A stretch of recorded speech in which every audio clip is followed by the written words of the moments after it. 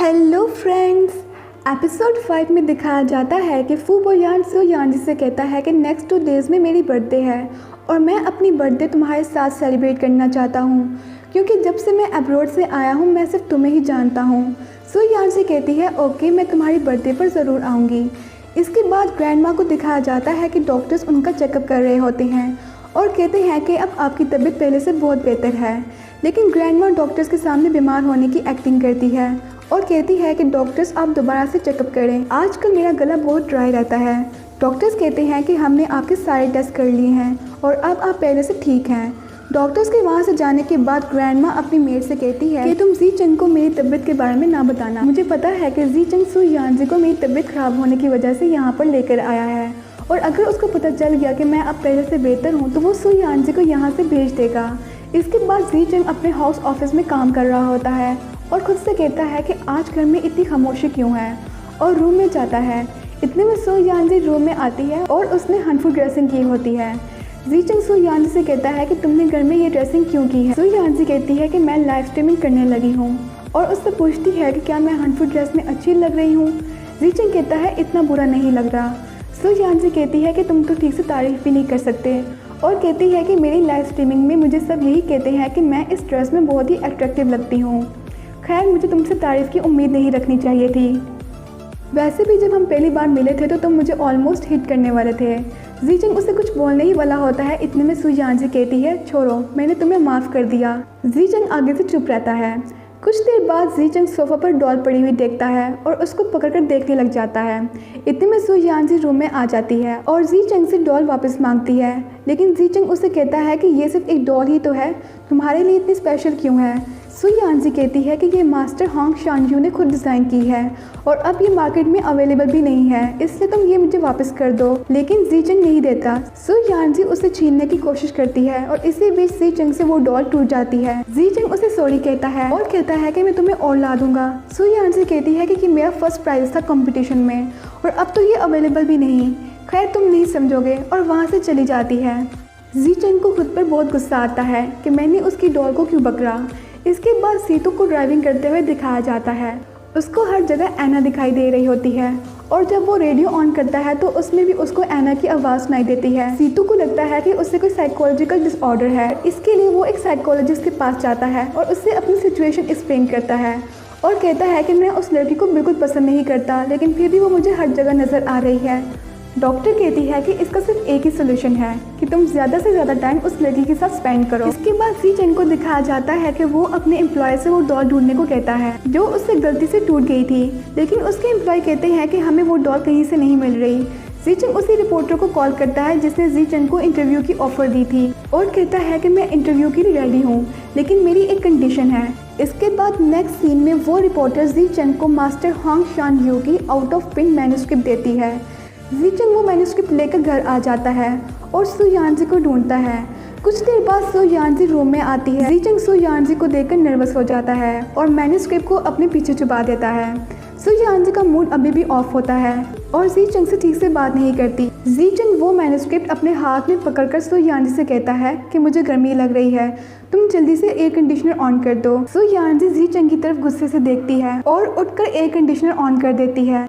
जी चंग उसे वो मैन्युस्क्रिप्ट दिखाने की कोशिश करता है, लेकिन सू यानजी नहीं देखती और जाकर दोबारा से बैठने लगती है। इतने में जी चंग उसे दोबारा से कहता है कि टेम्परेचर बहुत हाई हो गया है, थोड़ा सा कम कर दो। सू यानजी कहती है क्या तुम खुद नहीं कर सकते। जी चंग बुक पकड़ के कहता है कि मैं बिजी हूँ। सू यानजी जी चंग के पास आती है और उससे कहती है कि तुम उल्टी बुक पढ़ रहे हो।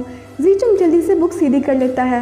सू यानजी टेम्परेचर लो करने के बाद दोबारा से जाकर बैठने लगती है। इतने में जी चंग उसे दोबारा से बुलाता है। सू यानजी उसे गुस्से से कहती है अब क्या है। जी चंग कहता है रूम की लाइट्स बहुत ही डिम है, तुम दूसरी वाली लाइट ऑन कर दो। सू यानजी लाइट ऑन करने के बाद सोफा पर रखी हुई मैन्युस्क्रिप्ट देखती है और कहती है कि ये यहाँ पर कैसे आई। जी चंग कहता है इसे कोई मेरे ऑफिस में छोड़ गया था और मेरे ये किसी काम की नहीं थी, इसलिए मैं इसे घर ले आया। सू यानजी बहुत ही खुश होती है और जी चंग को थैंक्स कहती है। जी चंग कहता है कि मेरे से तुम्हारी डॉल टूट गई थी तो तुम ये उसकी कंपनसेशन समझकर रख लो, और फिर बाहर आकर मुस्कुराता है। कुछ देर बाद ऐना सू यानजी को कॉल करती है और उससे कहती है कि क्या तुमने जी चंग का इंटरव्यू देखा। सू यानजी कहती है नहीं। ऐना कहती है जी चंग कभी इंटरव्यू एक्सेप्ट नहीं करता, लेकिन ये फर्स्ट टाइम है कि जी चंग ने इंटरव्यू दिया है और रिपोर्टर ने इंटरव्यू के लास्ट पर कहा था कि जी चंग ने ये इंटरव्यू मास्टर हांग शानयू की वजह से एक्सेप्ट किया है, जिस पर सो यानजी बहुत हैरान होती है और खुद से कहती है कि कहीं जी चंग ने ये मैन्युस्क्रिप्ट लेने के लिए तो इंटरव्यू नहीं दिया। इसके बाद सीतू जी चंग के ऑफिस में आता है और जी चंग से कहता है कि तुमने इंटरव्यू कैसे एक्सेप्ट कर लिया, तुम तो कभी भी इंटरव्यू नहीं देते। जी चंग कहता है कि मैंने कंपनी की ग्रोथ के लिए इंटरव्यू एक्सेप्ट किया है। सीतू कहता है कि मुझे तो लगता है कि इसकी वजह सो यानजी है। जी चंग कहता है तुम मेरी छोड़ो, अपनी बताओ, तुम्हें आजकल क्या हो गया है, तुम तो वो सीतू रहे ही नहीं जिसे मैं जानता था। तुम तो हर वक्त स्माइल करते रहते हो और तुम्हारा IQ लेवल भी बिल्कुल ड्रॉप हो गया है। तुम्हारे और ऐना के बीच में क्या चल रहा है? सीतू कहता है कि मेरा ऐना के साथ कोई लेना देना नहीं और वो तो मुझे बिल्कुल भी पसंद नहीं और ना ही मेरा उसके साथ कोई कॉन्टैक्ट है। जी चंग कहता है ओके। इतने में सीतू को ऐना की लाइव स्ट्रीमिंग का नोटिफिकेशन आता है।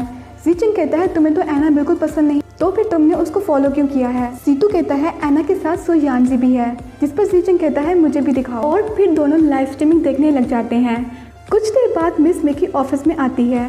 जी चंग जल्दी से लाइव स्ट्रीमिंग बंद करके खड़े हो जाता है।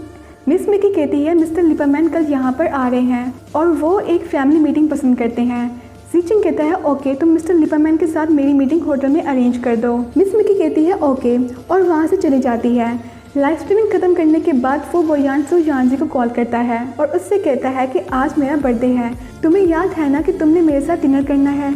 सो यानजी को फू बोयान की बर्थडे भूल गई होती है, लेकिन वो फू बोयान से कहती है हाँ मुझे याद है, तुम मुझे लोकेशन सेंड कर दो, मैं आ जाऊंगी। और फिर फ़ोन बंद करने के बाद ऐना से कहती है कि आज मुझे फू बोयान की बर्थडे पर जाना था और मैं भूल गई और अभी तक मैंने उसके लिए गिफ्ट भी नहीं खरीदा। ऐना कहती है तुम और फू बोयान काफ़ी क्लोज फ्रेंड बन गए हो। सो यानजी कहती है ऐसा कुछ नहीं और वहाँ से चली जाती है। इसके बाद फू बोयान को दिखाया जाता है कि वो सो यानजी का वेट कर रहा होता है। कुछ देर बाद सो यानजी भी आ जाती है। फू बोयान सो यानजी को देखकर बहुत खुश होता है और सो यानजी को आने के लिए थैंक्स कहता है। सो यानजी उसे गिफ्ट देती है। फू बोयान को सो यानजी का गिफ्ट बहुत पसंद आता है और अभी वो डिनर स्टार्ट करने ही वाले होते हैं कि इतने में जी चंग सो यानजी को कॉल कर देता है और सो यानजी से पूछता है कि तुम अभी तक घर क्यों नहीं आई। सो यानजी कहती है कि मैं फू बोयान के साथ हूँ, आज उसका बर्थडे है।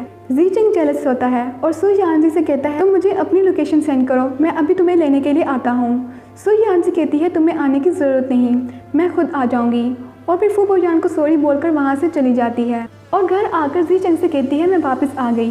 जी चंग कहता है तुम तो बहुत ही समझदार हो, तुम इस टाइम अपनी फ्रेंड की बर्थडे सेलिब्रेट कर रही थी। सो यानजी कहती है कि कॉन्ट्रैक्ट के अलावा भी मेरी कुछ सोशल लाइफ है, क्या अब मैं अपनी फ्रेंड के साथ बर्थडे भी सेलिब्रेट नहीं कर सकती? जी चंग कहता है क्या तुम लोग सिर्फ फ्रेंड्स हो? सो यानजी कहती है ऑफ कोर्स। जी चंग स्माइल करता है। सो यानजी कहती है तुमने मुझे सिर्फ इसलिए घर बुलाया है? जी चंग कहता है मुझे तुमसे एक और बात करनी थी। सो यानजी कहती है हाँ बोलो। जी चंग कहता है कल मेरा एक जर्मन क्लाइंट अपनी वाइफ के साथ आ रहा है और मैं चाहता हूँ कि तुम भी मेरे साथ चलो, क्योंकि तुमने जर्मनी में स्टडी की है और तुम्हें जर्मन आती है। सो यानजी खुद से कहती है कि जर्मनी तो ही चिंग्स गई थी, अब मैं जी चंग को क्या एक्सक्यूज़ दूँ, मुझे तो जर्मन नहीं आती। जी चंग कहता है क्या हुआ? सो यानजी कहती है कुछ नहीं। जी चंग कहता है तुम यहाँ से जा सकती हो। कुछ देर बाद सो यानजी दोबारा से वापस आती है और जी चंग से कहती है कि मुझे अभी याद आया कि कल मेरी ऐना के साथ लाइव स्ट्रीमिंग है। जी चंग कहता है किसी और दिन कर लेना। सो यानजी वापस चली जाती है। कुछ देर बाद वो फिर से आती है और कहती है कि मैंने ऐना से प्रॉमिस किया है, मैं आगे पोस्टपोन नहीं कर सकती। जी चंग कहता है मेरे कल के क्लाइंट से ज़्यादा कुछ इंपॉर्टेंट नहीं, इसलिए अब तुम यहाँ से जाओ और कल के लिए तैयारी करो। सो यानजी चली जाती है और फिर रूम में जाकर ऐना से अपनी प्रॉब्लम शेयर करती है। ऐना कहती है अब तुम क्या करोगी? सडनली सो यानजी को एक आइडिया आता है और फ़ोन बंद कर देती है। इसके बाद सो यानजी और जी चंग को दिखाया जाता है कि दोनों मिस्टर लिपरमैन का वेट कर रहे होते हैं।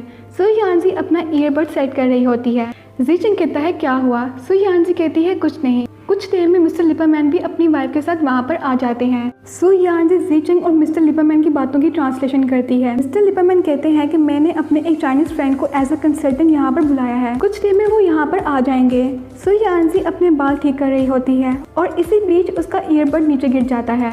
जी चंग कहता है नीचे क्या गिरा है? सो यानजी कहती है कुछ नहीं और फिर जी चंग के खाने में स्पाइसी सॉस ऐड करती है। जी चंग स्पाइसी खाना नहीं खाता, लेकिन क्लाइंट के सामने वो खा लेता है। इसके बाद मिस्टर लिपरमैन सो यानजी से कुछ कहते हैं, लेकिन सो यानजी को समझ नहीं आती क्योंकि उसका ईयरबड नीचे गिर गया था। जी चंग सो यानजी से कहता है तुम कुछ बोल क्यों नहीं रही?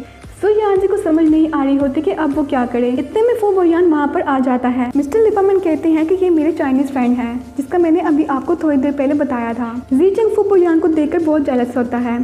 फू फू बोयान मिस्टर लिपामैन की बातों की ट्रांसलेशन करता है। इसके बाद मीटिंग खत्म हो जाती है और जीचंग अपने क्लाइंट को सी ऑफ करने जाता है। फू बोयान सु यांजी से कहता है मुझे कुछ नीचे गिरा हुआ मिला था, कहीं ये तुम्हारा तो नहीं? सु यांजी कहती है हाँ ये मेरा ही है। फू बोयान कहता है तुमने तो जर्मनी में स्टडी की है ना, फिर तुम्हें जर्मन क्यों नहीं आती?